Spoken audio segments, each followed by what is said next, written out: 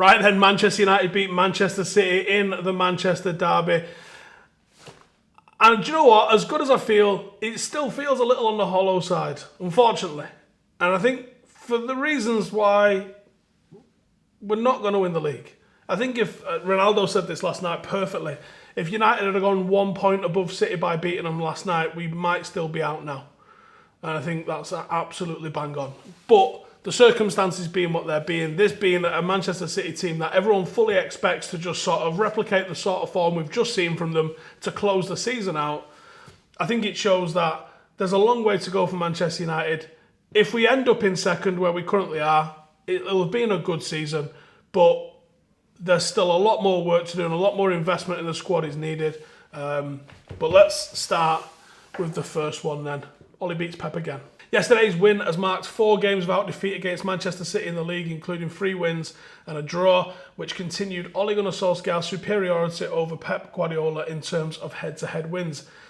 Among the 67 managers that Guardiola has faced more than 3 times across all competitions, Solskjaer is the only one to have beaten him more often than he has lost, with 4 wins to 3 losses. Solskjaer is also the first United manager to win each of his first 3 away games in all competitions at City. United are consistently showing up at the Etihad. It does make for a great watch. It is fantastic reading. For all those who doubt the tactical ability of Ole Gunnar Solskjaer, I thought even though some individual performances were a little bit lacklustre yesterday for United, I definitely think that the manager knows what he's doing in these big games. And I'd love us to embrace this as a permanent sort of identity. I think it suits this squad very much. Number 2, off the ball, brilliance. One of the reasons why Manchester United were able to keep a clean sheet and the things that we tried to do worked well was because we were great off the ball. United have changed their approach in big games this season. Outside of the Spurs game alone, the amount of clean sheets that we've kept is phenomenal. We have to be better in possession, we have to be able to strike better, but I think this is just one of the teething problems of going through a bit of a change of pace and a little bit of a change of how we approach these games. Now, we did it to great effect in the opening stages of the game yesterday. We spent large chunks of the game playing well without the ball, just 35% possession in total, but we looked fantastic, particularly in the first half an hour or so of the game. It actually looked like United was going to just keep scoring goals. City were getting chances, but it was United that looked like they were piling the pressure, defending from the front, pressing when they needed to. And it seems like United, again, need to embrace the fact that we play better without the ball and utilise the abundance of pace that we've got on the counter-attack, because it really suits us. You need to stop listening to social media, stop listening to the different sorts of pundits. This works, keep doing it. No, you can take a high-pressing, high-line game to the likes of Manchester City, where you expect to be dominated, and come away with the 3 points. Keep doing that sort of thing. You can also go to... This isn't to say that you have to go to Sheffield United and do the same thing. So Alex Ferguson tailored his approach to the different games. The fact that United can be tactically flexible enough to be able to do that when they need it, to me is a good thing. Now, we still have to figure out how we deal with our own teams that come up against us in a low block. But as you proved, or as we proved against City yesterday, the low block is effective, which is why teams use it. We've got to come up with our own scenarios to be able to figure out how we break those down. Number 3, Shaw was sublime. Luke Shaw is becoming one of United's players of the season. I think the last 6 weeks he's really hit the sort of notes that I think people were sort of crediting him with at the start of the season. They weren't there at the start of the season. The last 6 weeks he's been undeniable. And I thought yesterday against Manchester City there was probably only a couple of times where there was a bit of a lapse in concentration or perhaps a wrong decision in defence. But the moment of the game for me, half of it goes to Henderson, half of it goes to Luke Shaw. Luke Shaw's first or second touch, I can't remember which one it was, into space to create the attack for the goal he eventually scored was sensational. For me, that was the mark of quality and a player playing with confidence. Credit to Dean Henderson for spotting Shaw in space. We haven't been doing that of late. Playing out from the back is absolutely killing me. United are so bad at it, but when we found Luke Shaw in space, his first touch took him past Cancelo, or his second touch. He drove it forward with determination, with a purpose. I don't think his layoff to Marcus was very good, and I don't think the return from Marcus was very good either. But he found himself in space, and he did what you're supposed to do, which is to have a shot. Not enough United players, in my opinion, are having shots. We seem to want to walk it into the perfect sort of area. Just have a shot. sometimes you don't know what's going to go in. You put it right in the joint like he did, and you end up scoring a goal. Against City, he was pretty resolute defensively. He had a hell of a task to deal with an informed Mahrez and Cancelo, but he was making runs up the pitch and back and down again on the left flank, and very, very happy with him. I think this was a very good, very mature performance from Luke Shaw, being good at both ends of the pitch, which is something that I haven't really been able to say at all this season, but for me, I thought it was man of the match against Manchester City. I thought he was effective in both directions, and very effective going forward. Not on the back of him scoring a goal. I actually would credit him more for the creation of the chance than the finish, as mad as that sounds, even though it'll go down as a Marcus Rashford assist. I thought he was really good yesterday, so fair play to him. Number 4, yet another clean sheet for Dean Henderson. Now, going to the Etihad, looking at David De Gea being absent for about 6 games, a lot of United fans was going, oh my God. But it's another clean sheet for Dean Henderson. And it's another opportunity potentially taken for him to take the number 1 spot from David De Gea. He's got 5 clean sheets in his last 5 appearances. I don't think that's a coincidence. That gives him 9 clean sheets in 15 appearances this season.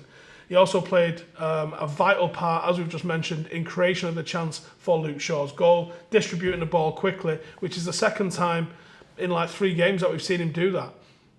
I'm really digging what I'm seeing from Dean Henderson, and he's making saves. He's not having easy games where he's coming in. He is having to make saves. He is making those saves, some pretty crucial saves at that as well. But he's also coming out and claiming crosses. He's talking to his defence. He's marshalling his defence, and he's creating attacks on the counter as well. I don't think he's perfect, but as I've said for a couple of weeks, I think it's 2 lorries going at a similar speed down the motorway. I thought Dean had started to overtake. I think he's starting to pull away. And I was very keen to see what he would do if he was given a run of games. Fortunately, because of David De Gea's paternity leave, it looks like he's going to get half a dozen games or more to get that little run of games into him. And I don't think any United fans are worried about it whatsoever. This was a big season, certainly for United hierarchy, and also for Dean and De Gea as well. Who's going to be number 1 come the end of the season? I wasn't sure Dean would get the opportunities to make the argument. I thought playing Europa League, maybe playing the FA Cup, it's not going to be enough for you to really cement that place. This 6 weeks might actually be enough for him to really start to stake those claims. And I think Ollie's going to have a big decision to make, because I don't think offloading De Gea with the wages that he's on and his relatively average form is going to be very easy. And number 5, the away run continues. 2 21-0s were coming into this game yesterday. United hadn't been beaten in 21 away games. Manchester City had 21 consecutive wins. Now, there's a lot of draws in United's away record, but also a lot of wins. Now, the run that Manchester City was on was sensational. 21 wins. 21 wins is better than 21 undefeated by a long stretch. And the results in that for Manchester City were absolutely ridiculous. Some of them were just so impressive. And the amount of clean sheets that they kept, you go, this is a real force. This is a team that knows it's good, believes in itself, and is going out there and absolutely smashing it. They came from way behind us. When we went top of the league in January, Manchester City was a way off us. And I kept saying to everybody, let me get 25 games in before we get giddy about this. 25 games in, Manchester City was way clear at the top of the league. And we'd not been bad. We'd been a little bit indifferent towards the end of it, but we hadn't been bad in the slightest. And Manchester City just come and went, bosh, look at us.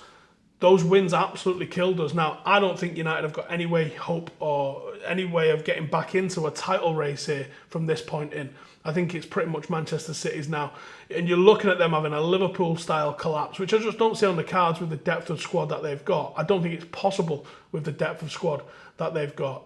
So, credit to United yesterday in a big way for taking the points off Manchester City, taking the pressure off ourselves a little bit, but also continuing our run. 22 games undefeated in the Premier League is nothing to sniff at. Nothing to sniff at. Now, I know people's home formers took a bit of a battering this season, ourselves included in that. If we can sort out our home form, this is a way form of champions. It really is. Sensational. And yes, we need to rue some of the drop points that we've had. And a lot of people have said this. Yeah, we'll drop points against teams in relegation battle. We'll probably go and beat City. That's what we do. It is a little bit of what we do. It shows me that there's a little bit of work to do on the sort of team we are when we're in possession, when we're going to hold the ball a lot more than our opposition.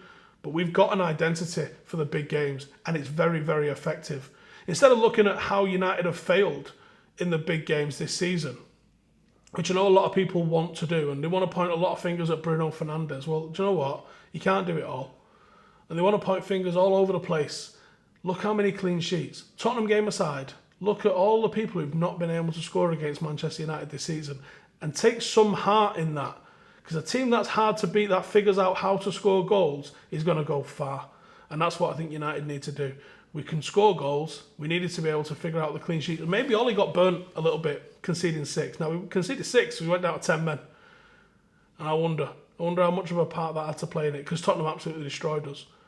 And I wonder, since then, has Ollie gone a bit more conservative? Has he tweaked some things and it's maybe taken a little while with the absolute relentless schedule of games that we've had? Has it took a little bit of time to get in?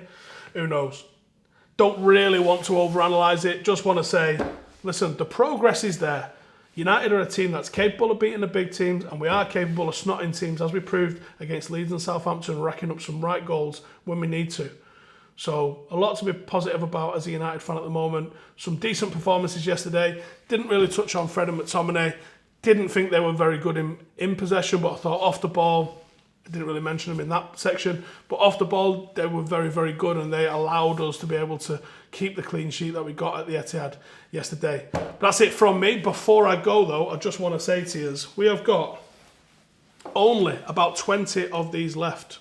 That's it. Once they're gone, no more will be made. There's only smalls and there's only mediums. So if you want one, the link is in the description. Go get yourself one. We can be posting them out for you this week. So if you fancy one of the Stretford Paddock black away shirts, that is it. Once they're gone, they are gone. We are not going to be making any more of them. So get them, and then that's it. Cheers for tuning in, and I'll see you in the next one. Laters.